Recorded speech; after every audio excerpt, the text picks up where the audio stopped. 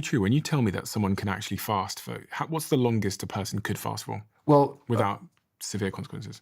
they say that a 70-kilogram male could fast about 70 days, but the longest we fast people is 40 days. And what happens is you get beyond 40 days, everything gets a little bit more delicate. You have to be a lot more careful with electrolyte balance and other things. And so 40 days, understand, is only 1% of our patients. The vast majority are fasting between 2 weeks and 4 weeks. So it's 10 days or 14 days or 20 days. That's where the big bell curve is. You have a small number of people that need to fast longer than that. And you see this as a medical intervention. You don't see this as something that these people should be doing on a frequent monthly basis. You see this as a medical intervention for people with specific issues, predominantly. I think that everybody should fast every day for 12 hours. I think that everybody, including healthy people, would probably should at least consider fasting once a year for a week, and that anybody that has a condition where it's appropriate to fast should fast however long it takes to resolve the condition, however frequently it takes to get well.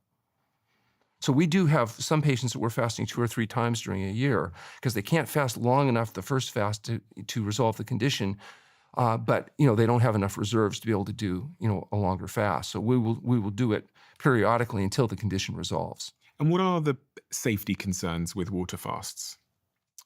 Yeah, well, the biggest and most obvious concerns are orthostatic hypotension. When people are used to having high blood pressure and you lower their pressure, their brain's used to higher perfusion levels. So when you drop the pressure, they can get dizzy at first until they get used to having normal blood pressure. And you don't want people falling over and fainting and breaking something or having a problem. Dehydration is a hormetic effect of fasting, and it's an important part of stimulating the healing crisis. But you also don't want to get somebody so depleted that they get into, cardiac dysrhythmia or they have, problems. And that's why we monitor people twice a day and we make sure that, they maintain balance. One of the things we did in Can Fasting Save Your Life is we laid out all the protocols of fasting so a person could really understand what's going on in fasting, what the benefits are. But we also wrote it so that their physicians would stop thinking they're crazy because they're interested in doing something like that. Because at first blush, this sounds like kind of crazy that you're going to have a person take nothing but water for a prolonged period of time and somehow that's going to be a good thing.